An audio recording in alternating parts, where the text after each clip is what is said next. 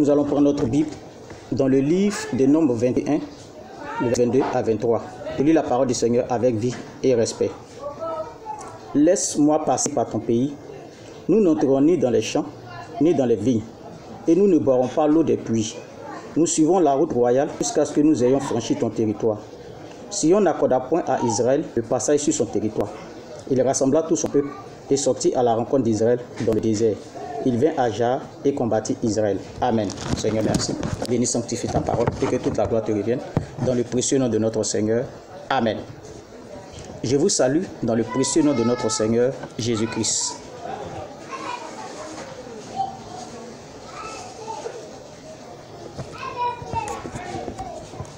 Je suis apôtre. Je ne mens pas. Je dis la vérité.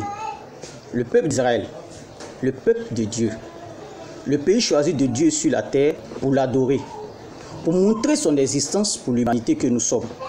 Comment se fait-il qu'ils sont réduits en esclavage en Égypte?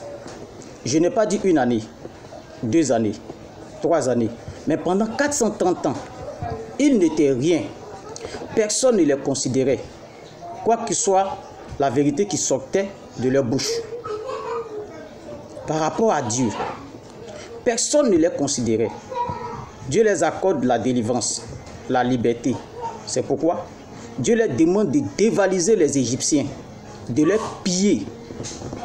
Après avoir traversé la mer Rouge, conduits par le prophète Moïse, ils vont passer 40 ans à tourner dans le désert.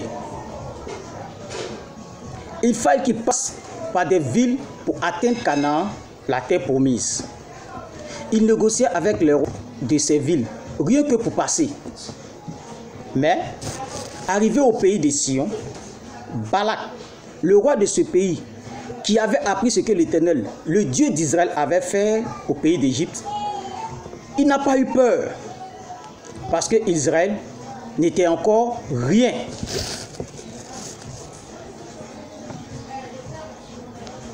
Jusqu'à aller chercher le prophète pour venir les maudire. Vous vous demandiez, mes prédicateurs en ligne, nous connaissons bien cette histoire, puisque nous lisons la Bible. Eh bien, je vous donne la portée de cette histoire. Quand Dieu choisit quelqu'un, il le met en dessous des autres pour l'éprouver. C'est ce qu'Israël était pour les nations. Je n'avais qu'un seul vêtement, moi qui vous parle. Une seule chaussure que j'ai toujours. Les gens de bonne foi, qui craignent Dieu, qui font monde, qui déposent à la porte du Lévite, qui n'a ni le pouvoir de travailler, qui n'a d'héritage que le service de l'Éternel son Dieu. Ces gens existent. Ils sont bénis.